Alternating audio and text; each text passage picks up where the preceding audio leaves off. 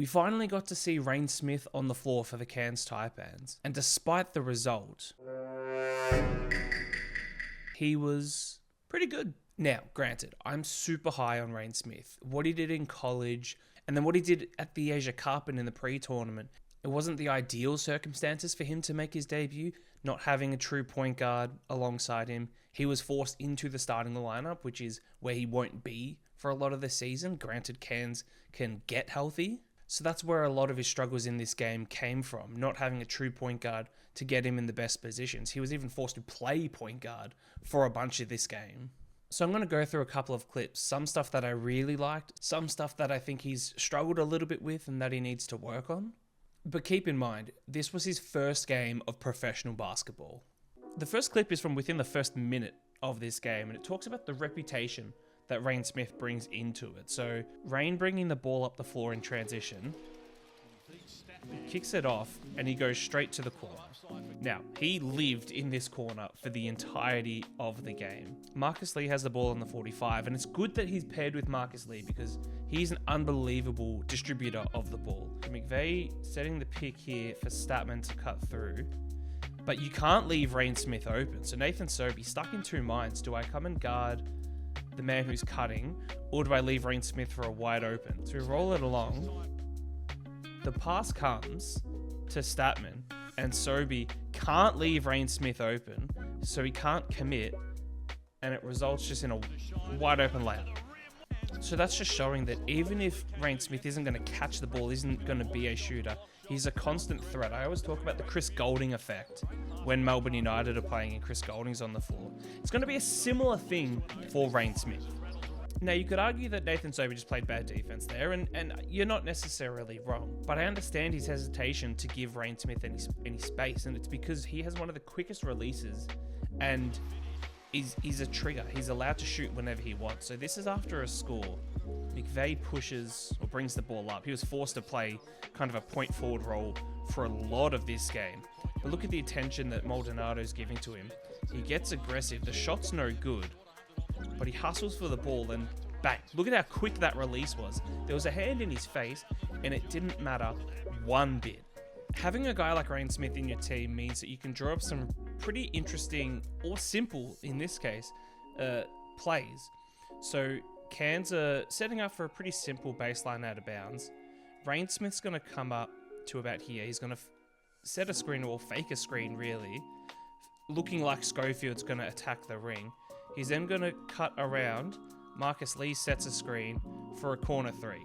So it doesn't pan out, but once he gets a bit more confidence and a bit more legs under him, this is going to be a really good, really simple play for Cairns, and they're going to get a whole bunch of points out of it.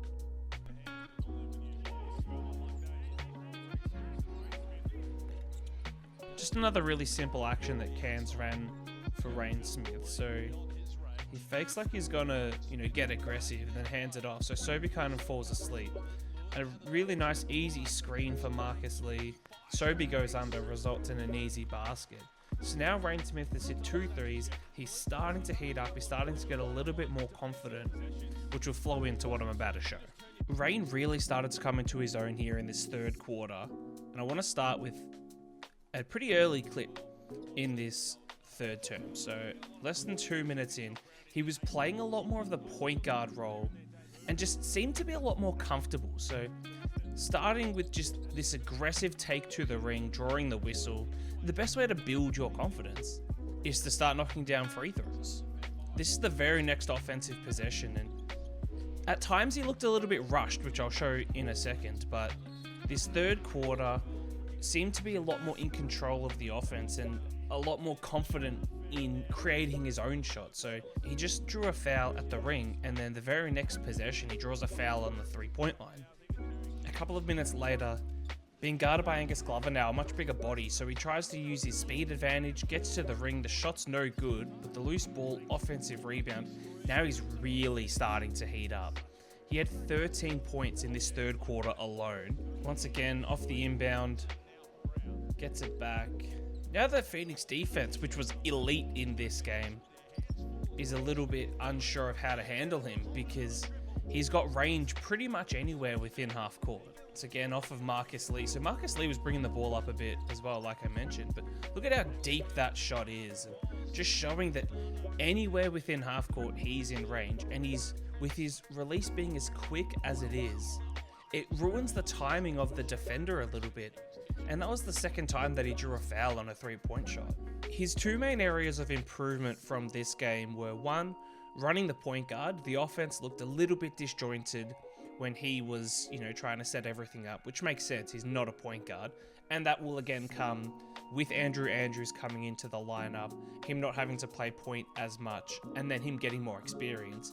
But the main one was his defense, specifically on-ball defense and getting caught on screens. Now, he's not used to playing against men, so that will come with experience. But one clip here is him guarding Nathan Sobey. So he just gets caught behind the defender. Sobey gets to the ring, no good, and then doesn't recover, doesn't find where his man is, and leaves a wide open, elite Nathan Sobey.